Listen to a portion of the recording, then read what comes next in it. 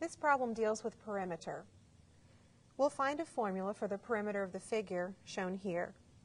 The perimeter is the distance around the figure shown by the red line. And to find the formula, I will start at some point, say here, and work my way around the figure. I'm going to mark off the areas that I have accounted for in my formula so that I don't add anything twice or miss anything. This first length here is length x as marked, so I just can write x for that length. And the second length is x as marked, so I can add another x for that side. Now the next length that I'm looking for is not marked on the figure, but there is enough information given that I can find it. In fact, I can see that the total length of this side is x.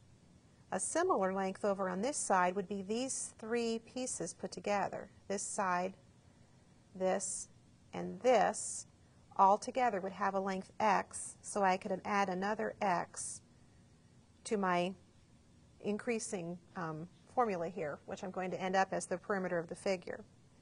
Still working my way around, this length here is y, and this length here is y. Now notice, although this length was labeled y, I didn't use the length y because I used this total length as being x. Across the top, thinking the same way, this length plus this length plus this length is the same as this length down here, which is another value of x. And then I have this value of y